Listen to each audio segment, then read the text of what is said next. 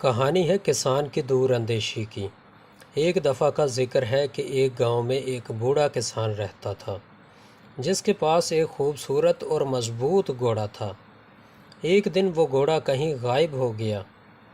گاؤں والے کسان کے پاس آئے اور افسوس کرتے ہوئے کہنے لگے، بڑا دکھ ہوا کہ تمہارا قیمتی گھوڑا غائب ہے۔ بوڑھا کسان مسکرایا اور بولا، بظاہر تو واقعی دکھ کی بات ہے، لیکن ہو سکتا ہے اس میں بھی کوئی خیر کا پہلو نکل آئے۔ چند دنوں بعد کسان کا گھوڑا واپس آ گیا اور اپنے ساتھ جنگل سے کئی اور جنگلی گھوڑے بھی لے آیا۔ اب کسان کے پاس کئی گھوڑے ہو گئے۔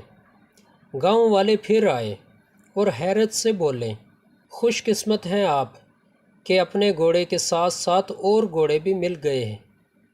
بوڑھا کسان دوبارہ مسکرایا اور بولا، یہ اچھی بات ہے یا شاید یہ بری بات ہو، کون جانتا ہے۔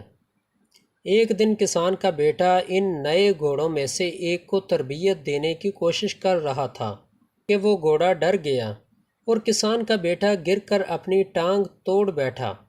گاؤں والے پھر آئے اور افسوس کرتے ہوئے کہنے لگے، بڑے دکھ کی بات ہے، تمہارے بیٹے کی ٹانگ ٹوٹ گئی۔ بوڑھا کسان ہمیشہ کی طرح مسکرایا اور کہا، شاید یہ دکھ کی بات ہو یا شاید یہ اچھی بات ہو، کون جانتا ہے۔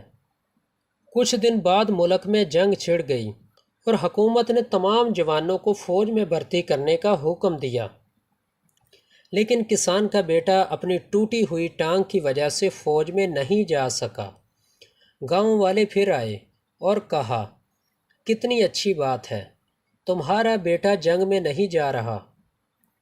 بوڑھا کسان حسب معمول مسکرایا اور بولا، ہر واقعے میں ہمارے لیے کیا اچھا ہوتا ہے کیا برا، یہ کون جانتا ہے، لیکن زندگی میں واقعات کا فوری نتیجہ ہمیشہ واضح نہیں ہوتا۔